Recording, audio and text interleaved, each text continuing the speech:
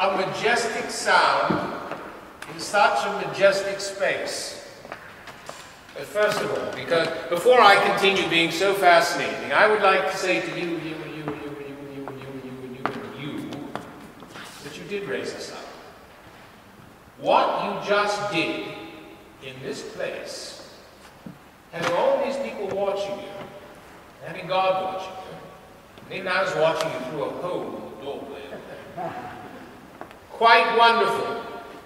And because of this, you know, there are not terribly great numbers of you here, but I would ask you to remember how many people Jesus had following him around the country, and then how many expanded upon that and that. What you're doing at the mission, what Lawrence, the team there are doing, is a drop in the bucket, but it must continue to be done, particularly in this city, for this church, for this community. And I want to congratulate all of you. Give them another round of applause.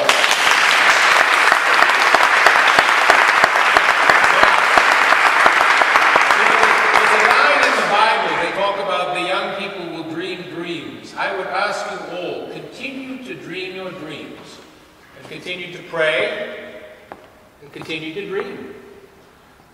You see what a mess that got some of us into here, me in particular. Anyway, I was prepared to tell you, and I shall tell you, about how I chose to take my newfound Christianity and put it to good use.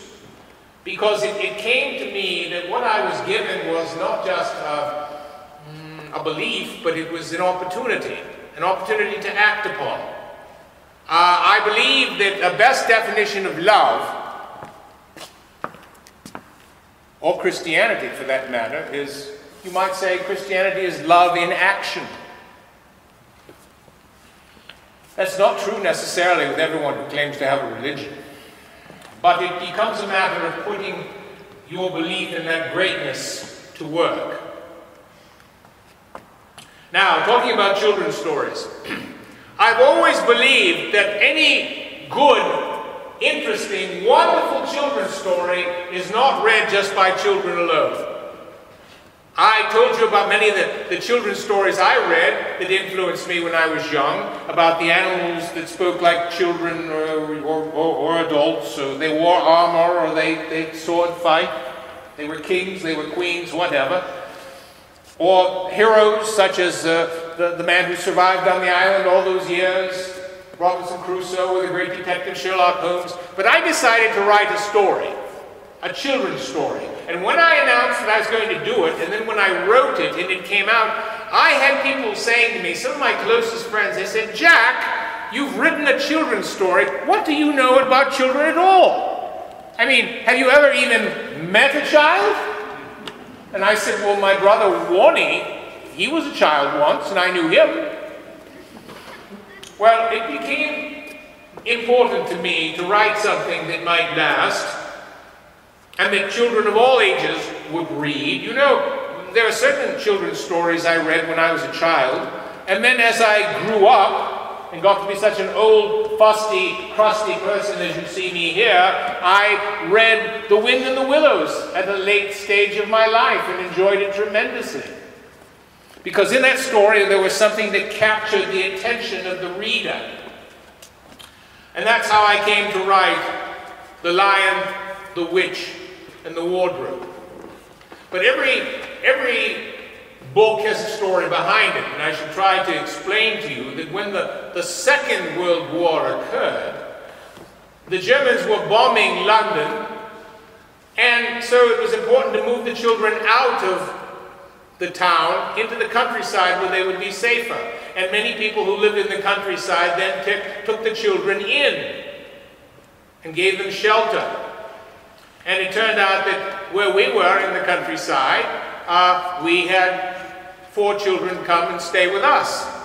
And I remember we gave them free rein, as children should be given, to explore. And a little girl came in and she found in part of our house that old wardrobe that I described from my childhood. And she came up to me and she said, "Please, sir, is that a magical wardrobe?" And I said, "It might be." And I set to thinking. And so I wrote a story about Peter, Edmund, Susan, and Lucy, who come during the wartime to stay at the house of an old professor. And in that house, there is an old wardrobe. And in that wardrobe, there is enchantment. Which is to say, that when the children are playing hide and seek, one of them goes into the wardrobe to hide, and then finds there's something other than an old closet full of clothes. I will describe it to you. This is Lucy exploring.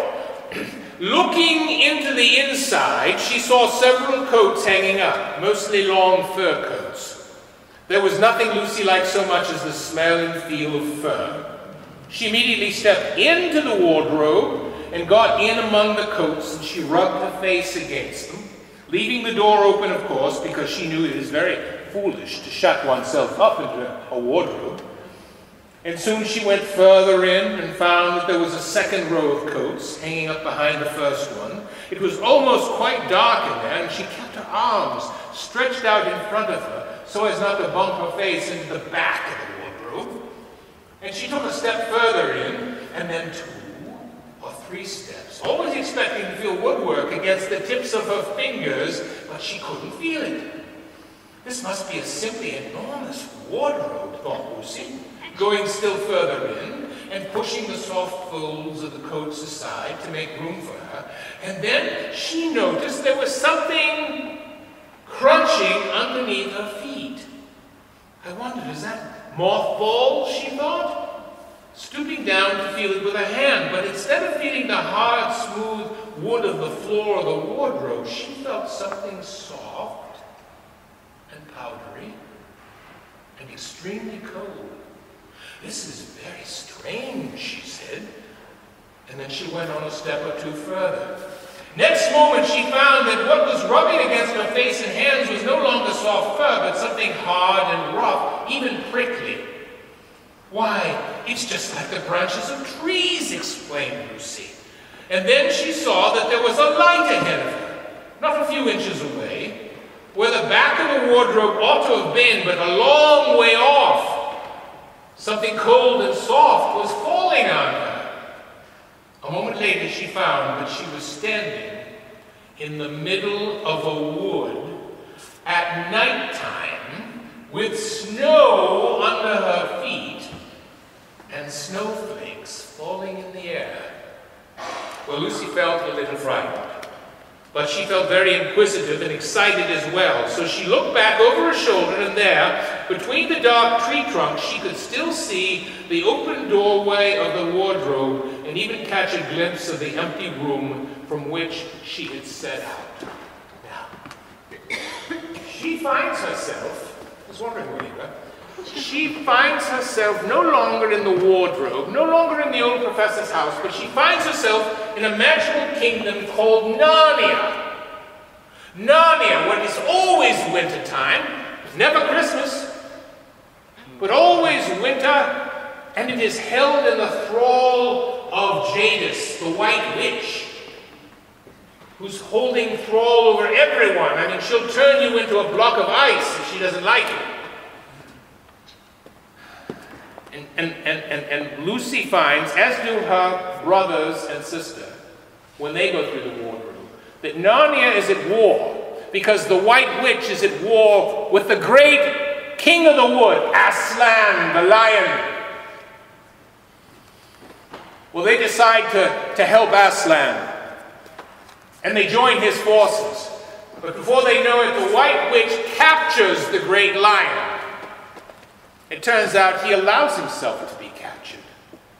And they tie him to a block of stone.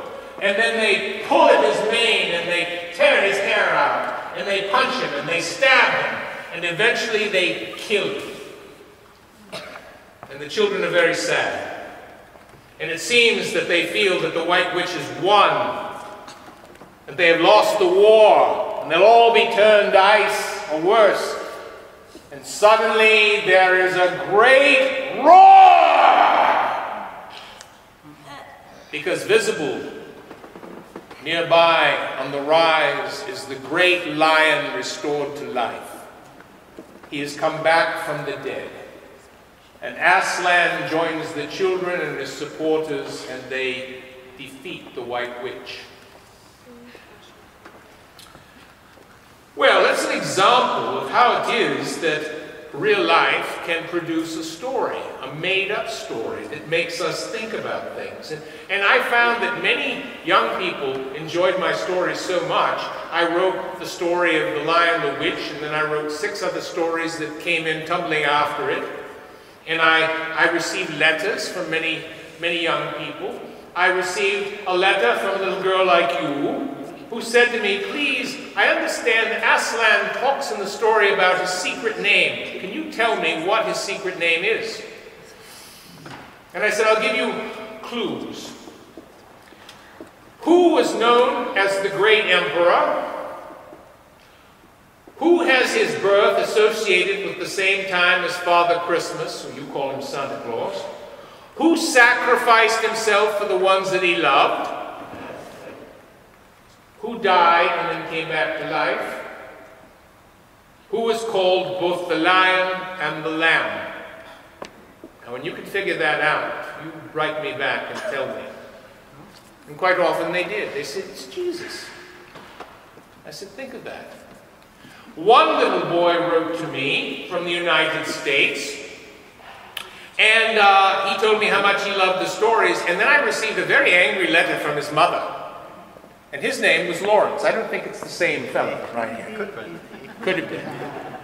And Lawrence's mother said, my son is a good little boy and he loves Jesus, but he loves the great lion, Aslan, just as much. And what do I do about this? And I wrote back and said, not to worry. All will be well.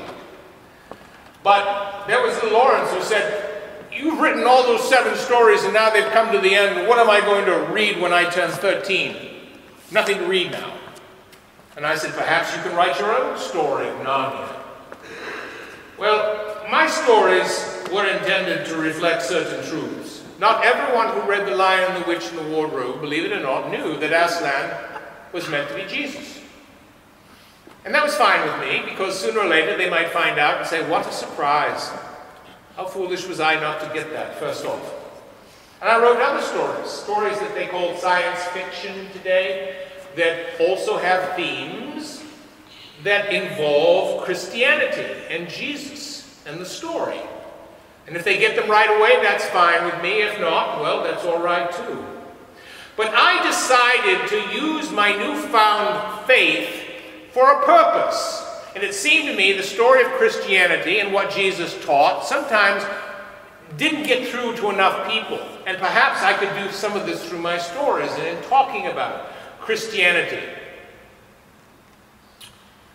Well, I felt that I should do this because it was better to be a tool in God's hands than locked away in the tool shed, right?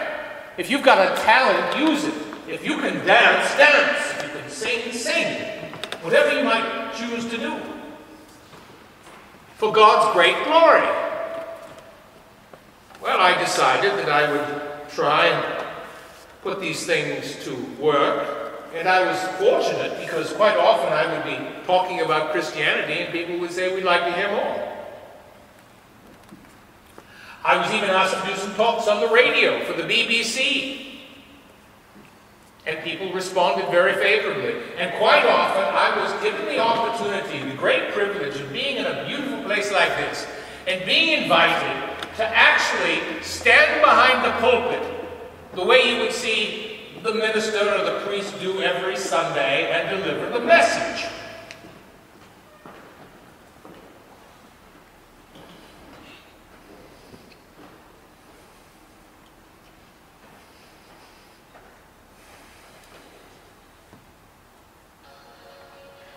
So, some of you have remained awake enough to know I'm talking about what I call my quest.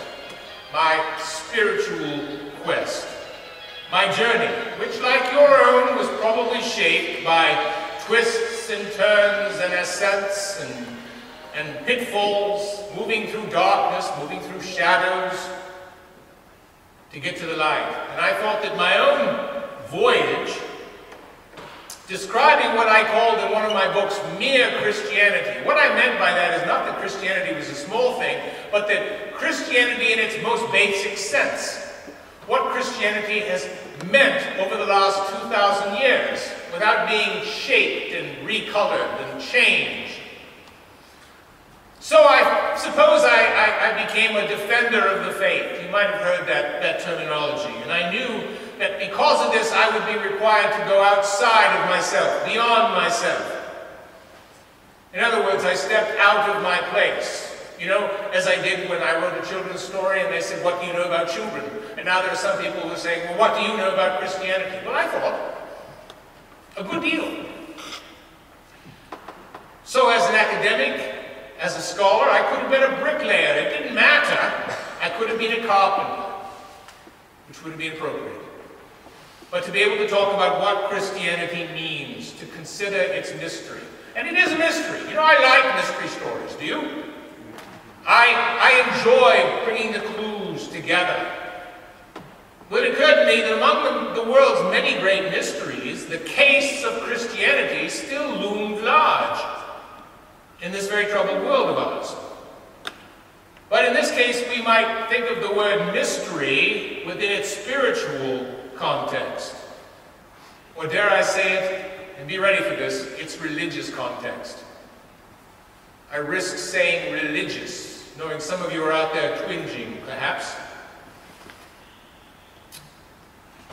It suggests something here that has an answer, but which may be beyond solving it entirely. Now, I've given this a lot of thought. I suppose you might say I'm sounding like a spiritual Sherlock Holmes to you, but it became a matter of organizing first the evidence, and then making a conclusion. We deduced the conclusion. So when I looked at that mystery of the nature of Christianity, I began with those questions which haunt and bother so many of them about the man called Jesus of Nazareth, called the Christ, yes? Did he exist? How was he considered? Was he just a man? Was he crazy? Was he a criminal? He died a criminal's death. And did he rise from that death? Did he give evidence of his earlier claims in life? And did he leave his followers, all of us, even today, a legacy which is unlike that of any figure throughout the history of time, throughout the history of the world? Now, you know, it's curious to me always how the name Jesus, when you say it, makes so many people uneasy. It makes some of them angry. It makes some of them tense. And it even allows some of them to say that name is responsible for so much catastrophe and death. But I've no doubt also that some of you are saying, oh, all right, Professor, I've endured your talk all this time. I'll give you this. Your Jesus was a good man. He was a special man. He's very bright. He could move people. That's enough, isn't it? Isn't it? No. No, it's not enough. Because you see, what Jesus claimed himself to be 2,000 years ago, at a time in the world, in a place in the world, among people who didn't want to hear his message, he was either A, a seditious liar, B, a lunatic, like the man who walks around saying he's a fried egg, C, the greatest demon of hell, or D, the authentic presentation of what he claimed to be, the Son of God. There are no middle grounds here. The reason for that is, it's not what he intended us to think. You see, he came into a group of people, very devout, very religious people, who couldn't have resisted him more. At a time and place when, if someone said, I am the Son of the living God, it was enough for the priests to tear their garments and to put him to death, or to stone him, to torture him. to hang him on a tree. But he took this challenge on, and he committed this sacrilege as far as they were concerned.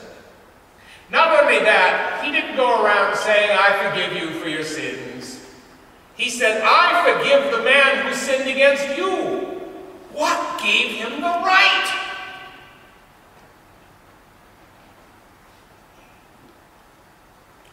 He offered the people who followed him and learned of his message a new faith.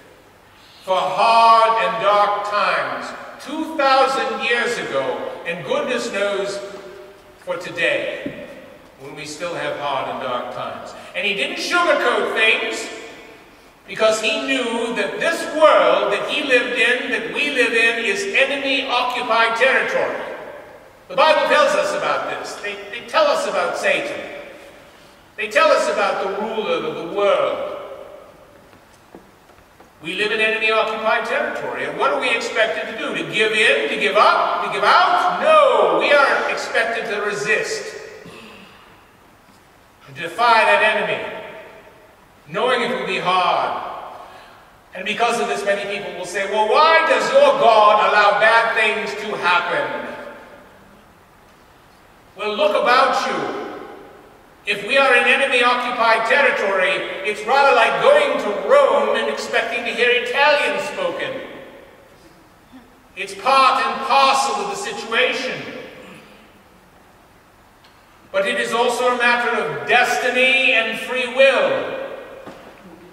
How can you have both of those? Well, God gives us the ability to choose.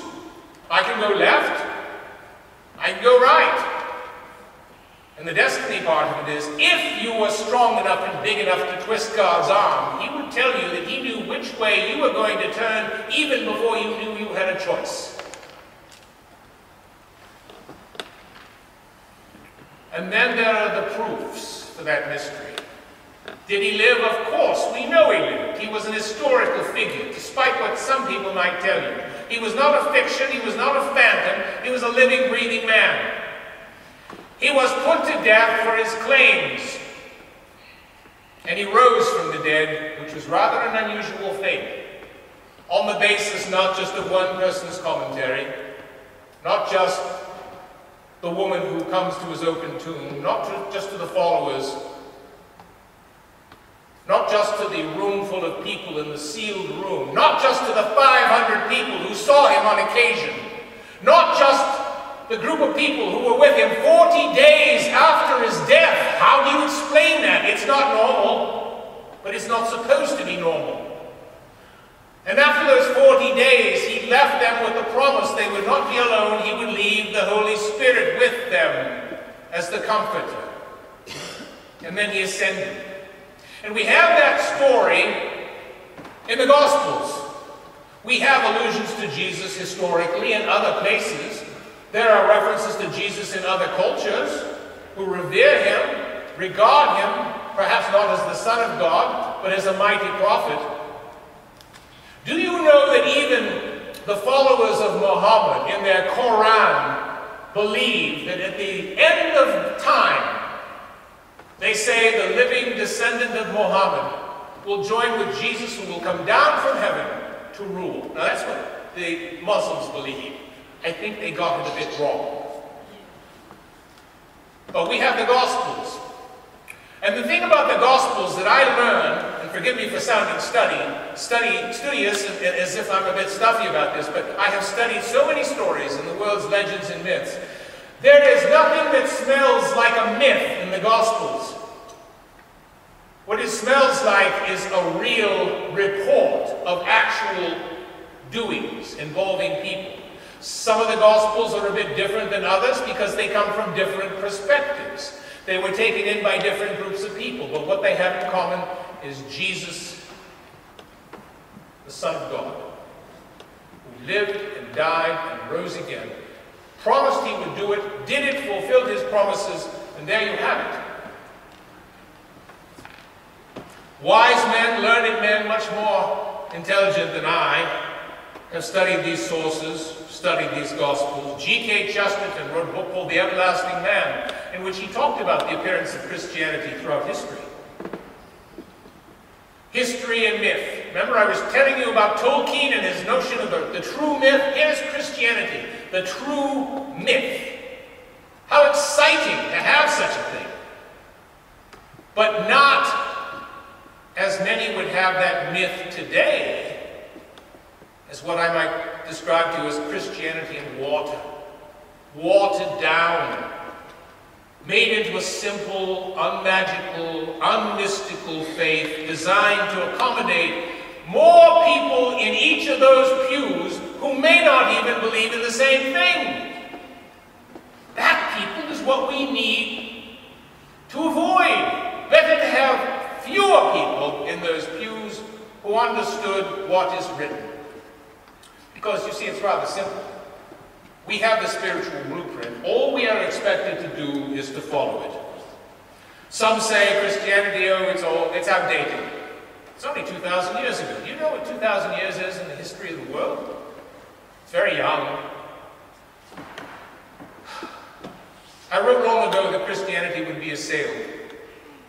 On two fronts at least. Scientifically, many people would say that you cannot make anything scientifically provable out of the Bible. Well, quite the contrary. Every day is validating what is said in Scripture by scientists. And as far as the matter of major opponents, I said long ago, probably the major opponent to Christianity would be Islam, the followers of Muhammad. Well, they exist. And Christianity exists. What Christianity will exist as will depend upon every one of us, and more and better besides, to stand up and in some sense militantly be able to defend our faith. I spoke to you about the fact that God, I believe, gave man good dreams, and that 2,000 years ago those dreams became real. Jesus offered us a faith for the hard times, the dark times. He spoke of difficulty and pain and death. He knew them well, as we know them well.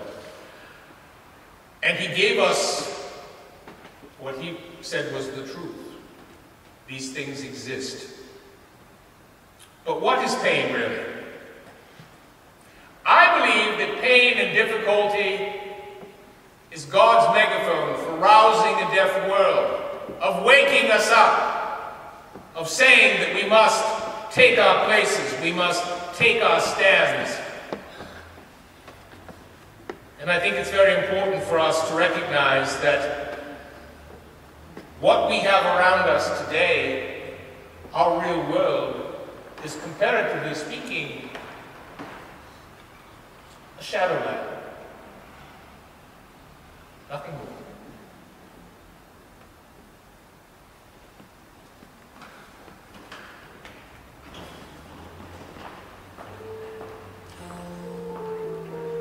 Well, we reach what a musician friend of mine calls the best part of the program, which is the ending. But the end is really the beginning when you get down to it. Because it has always seemed to me that what we aspire to know about our faith, our religious faith, about Jesus, about Christianity, is a matter of a great deal of study and experience and thought. And then we have the road to faith. How does it come to every person differently? Some sooner, some later. Sometimes it will come and it will go, and we need to reel it back. I wrote about Narnia as a place where bad things happened, and then a champion existed, and he called for those who believed in him to stand by his side. And he didn't say, wait until all's well and then come out of the cellar. He said, come out now. Rather like during the Second World War, there was what was called resistance fighters. You might have heard of them, or you will. And these were people who fought with the soldiers underground, putting themselves at great risk and peril. And Christians have always done this. Is there such a place as Narnia? Is there an Aslan? Does he have a secret name? The answer to all of those things is yes. And the clues to Narnia are all around you. You'll see them if the clouds move tonight in terms of the starry sky. You'll feel them when the wind blows. You'll see them when the sun comes through the trees and patches of godlight is coming through. You'll see them when you look into your dog or your cat's face and they seem to say, I know something. The birds in the treetops. You will know it in terms of love. Because as a contemporary of mine once said, if it's all just random and accidental and a series of bad things and we are meant to snuff out and go out into the darkness, what's all this love about? Love is a tangible key. The sense that all is well and all will be well. The sense that there is a master who is behind the secrets of the world and that we are his messengers and that we stand on a dividing line.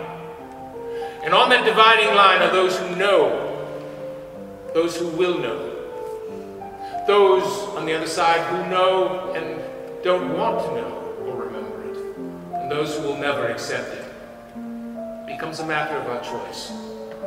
Because Christianity professes to put our temperament under new management.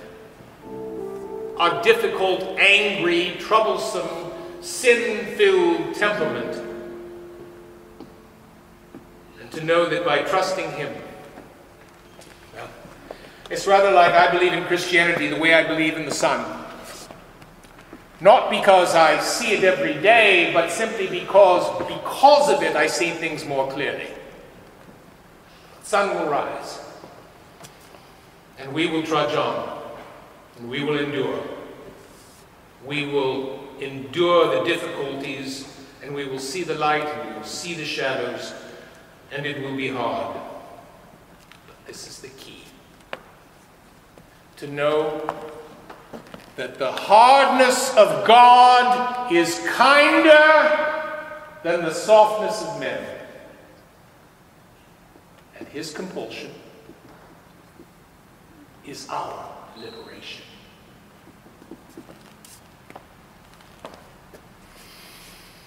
Well, that's enough, I think, as some of you were thinking. But I thank you very much for the opportunity to speak with you in this beautiful church, in the company of these very talented children who represent the Second Mile Center and the mission which does invaluable work. It is exactly the sort of work that our Lord would have said, yes, it must be done, and they must be helped, because these are the ones who will go out and tell my story. So young people, I applaud you. Lawrence, I applaud you and your helpmates who are making the mission happen.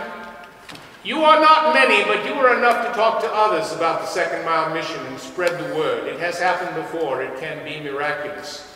And it's important, I think, to keep this very essential aspect of our community alive and well. Thank you very much for this opportunity. And at this stage, I would really like to turn it back, I believe, to our young friends to finish off the afternoon from Second Mile. Thank you very much. But before I do, I would like to call your attention to my associate and friend and confidant, Daniel Susan, who was aching to play more on your organ, but he wasn't certain if it would take his great extensive talent.